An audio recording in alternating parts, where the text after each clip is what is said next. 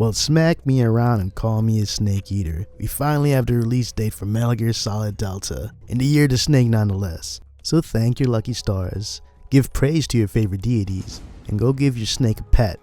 Well, your pet snake, of course. And while we're speaking about snakes, we finally have a release date. In the year of our Lord 2025, we're going to receive this on August 28th, which actually takes place within the events of Metal Gear. Obviously, it's not the same year, but the date is kind of important. I hope whoever's experienced it the first time, you enjoy it and have fun and kill things.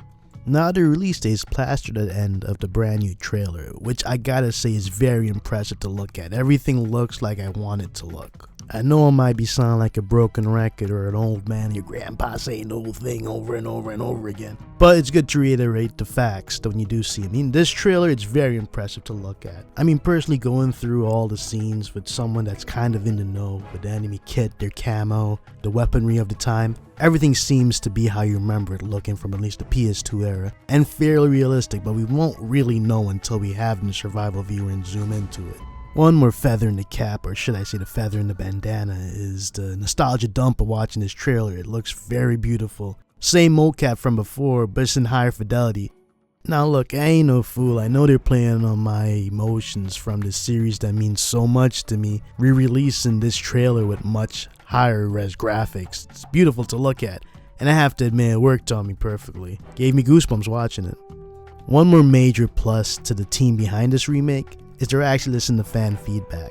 Quite a lot of diehard fans were not happy in the direction they were taking the character models. Kojima himself uses a lot of inspiration from actors, dancers, political people, and puts them, their personality and their looks into the character models.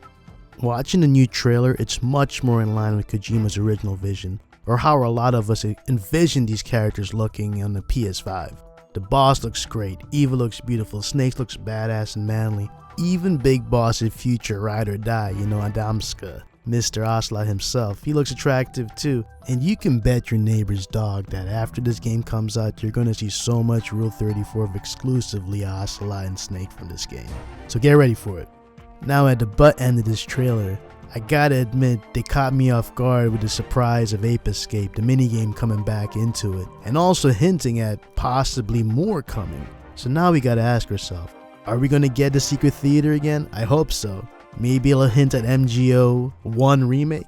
And I will admit too, MGO1 holds a very special part in my heart. I played all of them, but for some reason MGO1 just stuck with me the first time playing it. So I really do hope they remaster it, they rework it, and make it an actual functional online game and everybody can enjoy what I enjoyed back in 05.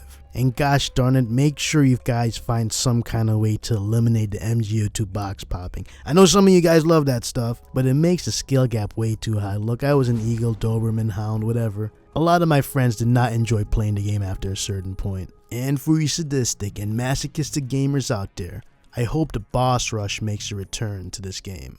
I've maximized so many strategies on how to take down these bosses perfectly in just that mode. It's a very valuable tool. And if you're really good little Metal Gear girls and boys and we grow up real strong, you'll get to see our Metal Gear boss rush leaderboards, at least for friends. It'd be great to measure yourself against your friends, see who's bigger.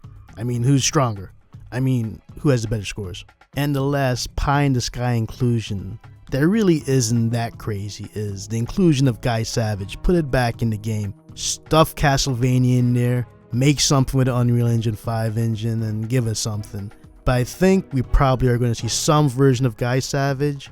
Now look, Konami, I ain't in the market for giving free advice, but if you just so happen to get PT in there somehow or other, oops, a little mistake before release, I'm sure the fan base will find it in their heart to forgive you for your little blunder. Who we really have to thank here is Mr. Okamura, who has been doing his diligent work making sure that this is the remake a lot of fans want to see.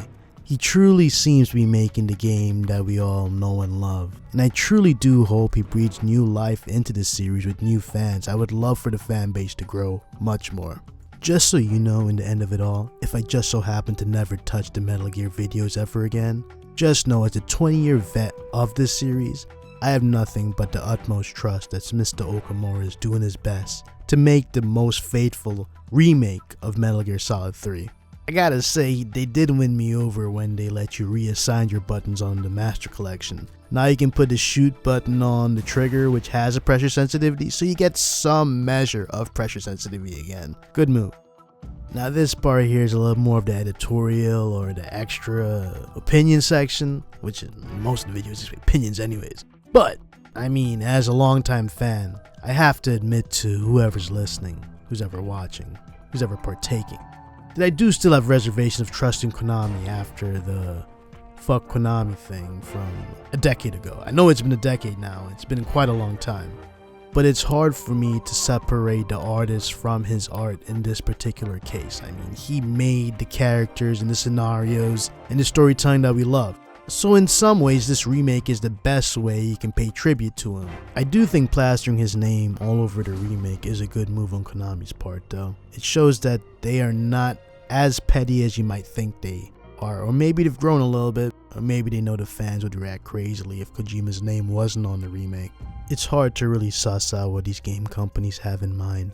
But what brings this up is if Delta is a success, you can pretty much bet that Konami will be looking to continue the series on at some point, whether it be a reboot or a continuation of the series.